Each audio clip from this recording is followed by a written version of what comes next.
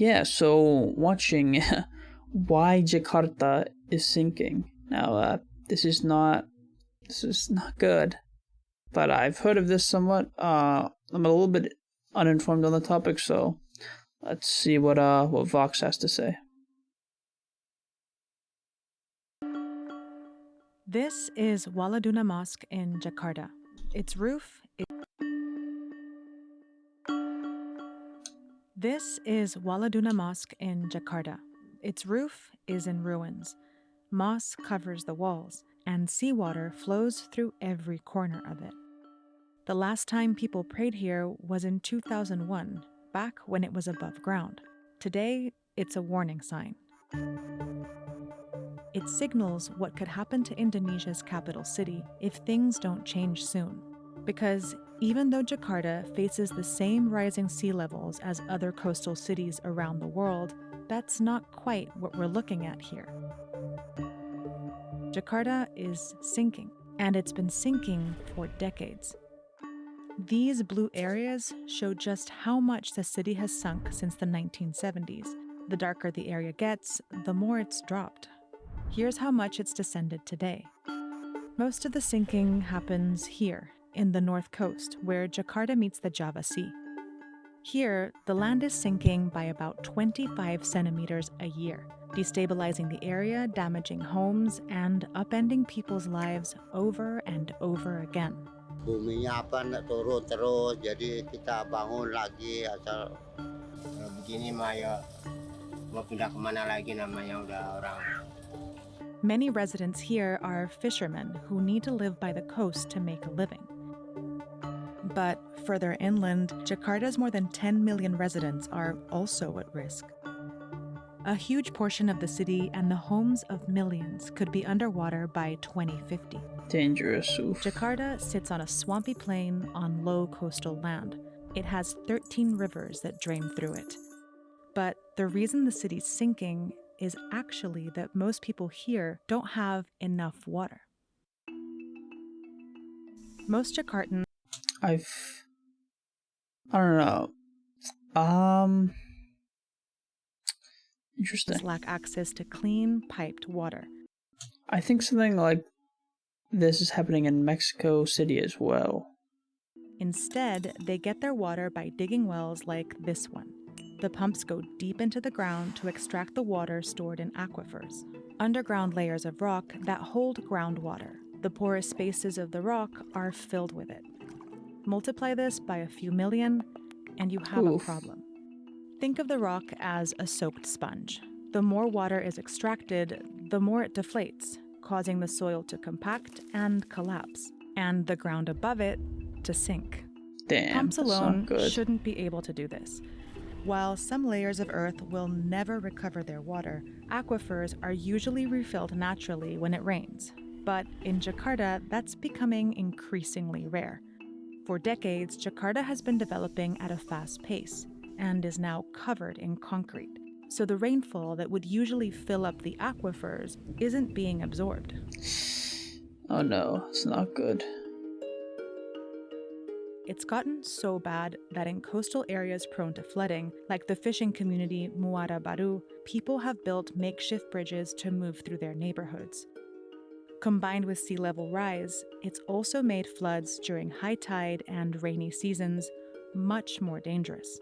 Like in 2007, when Jakarta experienced one of the worst floods in its modern history. A storm and high tide caused rivers and canals around the city to overflow, killing 80 people. Tapi sekarang Bapak udah saking hawa ketakutan, ketakutan juga banjir terus. Maxime has already lost his home to the sinking and now sleeps on his fishing boat. And Nondo has had to rebuild his home several times. 10 tahun yang lalu, 10 tahun ya kan. Ini sebetulnya tadinya air nggak sampai sini ya kan. Jadi kita bangunin ini ngukur. Oh iya, ini sampai sini air, kita harus atasnya lagi. Groundwater pumping is putting Jakarta's survival at risk. But to understand how it got into this situation to begin with, you have to go back centuries. In the 1600s, when European powers were colonizing the world, the Dutch took over what was then the port town of Jakarta. They razed it to the ground and, in its place, built Batavia, a headquarters for their growing empire.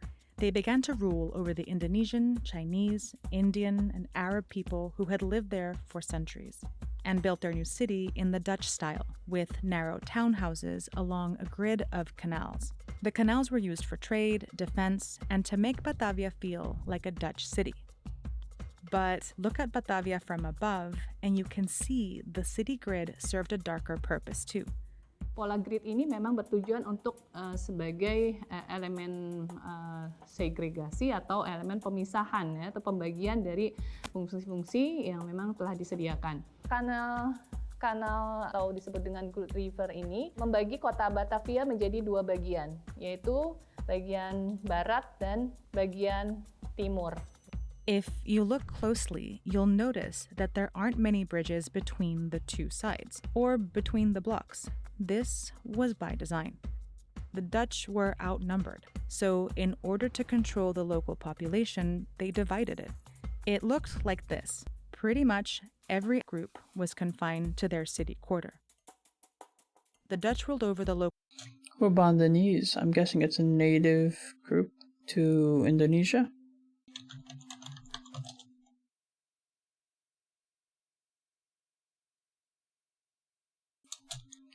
People?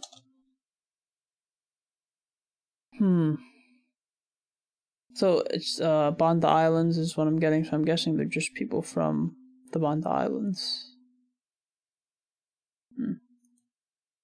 Local population like this for over a century. But that began to change in the mid-1700s.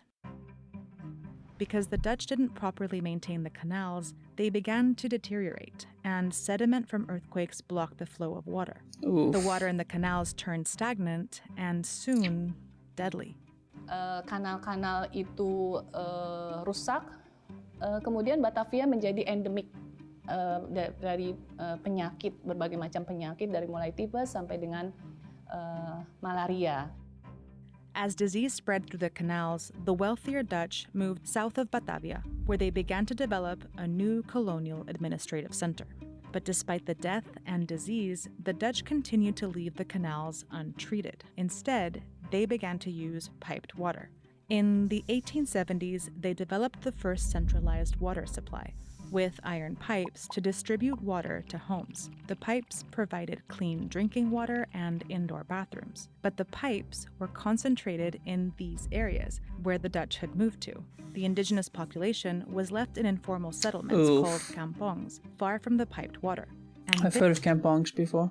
This created a new kind of division in the city. Let's see exactly what they are. Kampong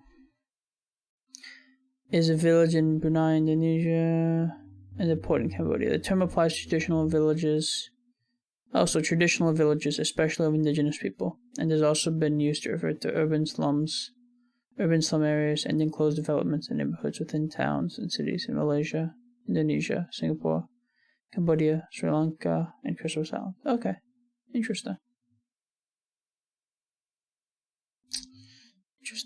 Alright, let's get back to the video.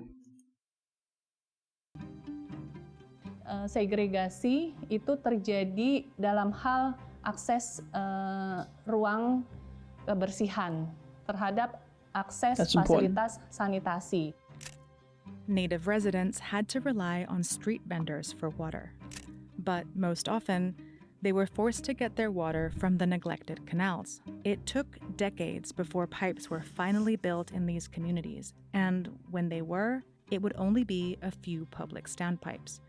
Dan akhirnya sepertinya itu menjadi sebuah pembentukan mental yang seolah-olah masyarakat pribumi itu tidak mengerti sanitasi dengan peradaban yang rendah. Damn, the Dutch really messed up.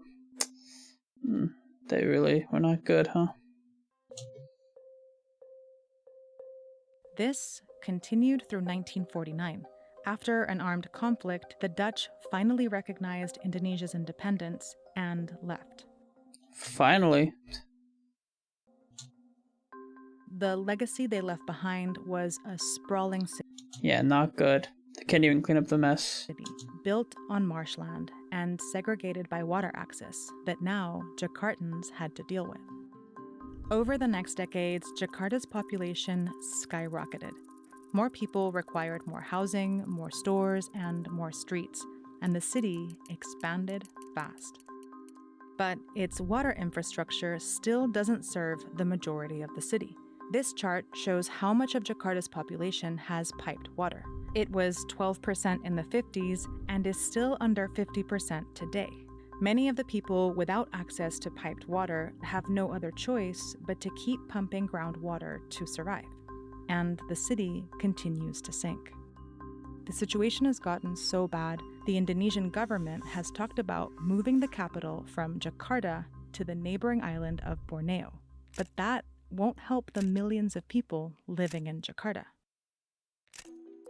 To save the city, in 2014, the government announced a project in collaboration with a Dutch architecture firm to build and reinforce 120 kilometers of seawalls to stop the water from flooding the land as it sinks.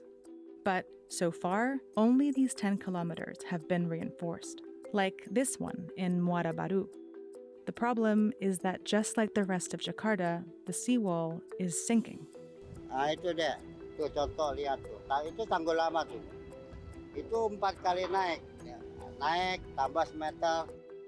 The project also includes an ambitious $40 billion plan to build a 38-kilometer wall shaped like a massive bird to protect That looks the coast pretty from damn flooding. cool. But this project could take up to 30 years to complete, and by Oof. then, Jakarta could have lost most of its coastal land. Kalaupun ada berbagai upaya yang dilakukan oleh pemerintah, itunya belum signifikan ya menyelesaikan masalah seutuhnya begitu. Jakarta will continue to sink until groundwater stops being pumped, and groundwater will continue to be pumped until the government provides an alternative. This has been done before. In the 1950s, Tokyo managed to stop severe sinking by providing piped water. Taipei, Shanghai, Bangkok are other cities in the region that have managed to stop their cities from sinking. But time is running out. Takutnya kapan anak cucu kita, harapannya tipis takut buminya turun, air keluap. Karena bumi ini setiap tahun pasti turun. Jakarta has been free of Dutch rule for a little over 70 years now, but the way the Dutch built their city, carved it up, and restricted its water plagues it to this day.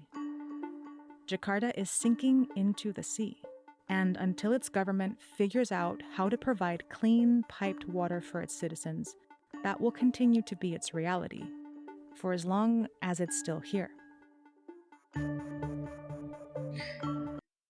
Damn. Hopefully, Jakarta, gets the problem fixed. Hopefully the government does something. See some of these comments.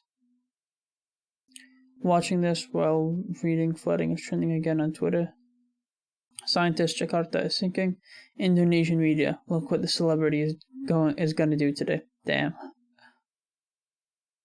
It is very ironic that the city is sinking because the people living in it don't have enough water. The government be like, pipe water? Nah, too expensive. Let's just move the capital to Borneo instead. Damn. Why build an entire bird island when you could literally spend 1/4 of that money to create a water pipe system for the entire city? Good point. Very good point. Okay, so apparently it's more complex to build water pipes. Interesting. Well, enjoyed the video. And if you enjoyed my reaction to the video, please like and subscribe to the channel. Thanks for watching. Bye-bye.